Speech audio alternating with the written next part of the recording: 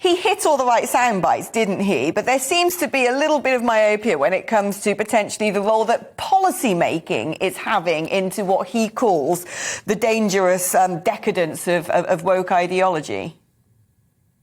Well, thanks for having me on the show, Alex. And I had the pleasure yesterday of hosting Oliver Dowden, the chairman of the Conservative Party, for the first speech by a Conservative Party chairman in 2 decades here in Washington. And it was a very robust address, actually.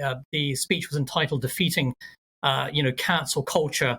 And I think it was the strongest statement yet that we've seen from the British Conservative Party against this extremely dangerous woke ideology.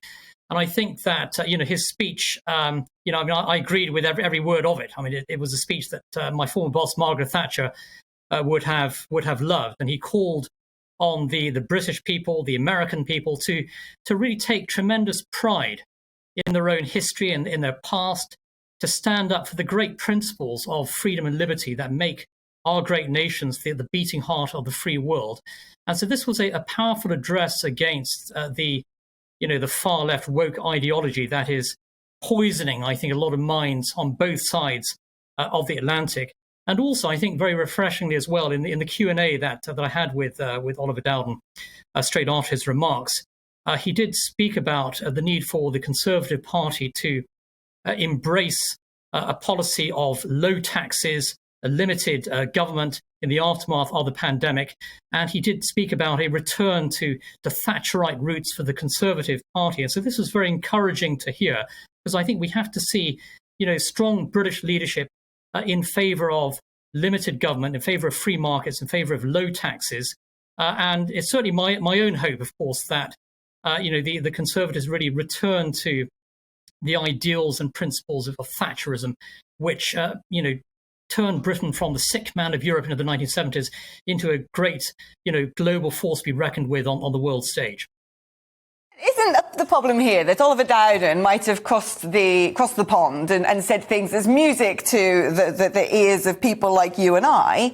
But back home, the Prime Minister can't actually say who has a cervix. You've got Stonewall capturing public bodies and almost imposing their radical ideologies by the back door. You've got COP26 and the policies that have emanated from that, the most strident and some might say zealous net zero policies in the West. That means we continue to be bound to Chinese manufacturing might and Russian energy games. I mean, it's nice that he's talking the talk, but it doesn't seem to me that this is indicating a particular turning point when it comes to the UK government.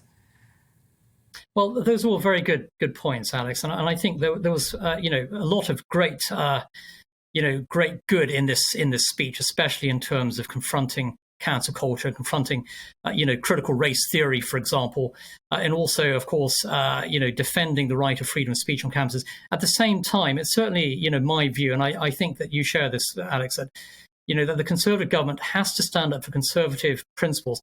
That includes as well on the transgender issue as well, and so many areas as well. I think that the Conservative government needs to take a far stronger conservative line, and I heartily agree with that. Also, with regard to the net zero policies, I do think they are hugely expensive for the British economy, for the British people.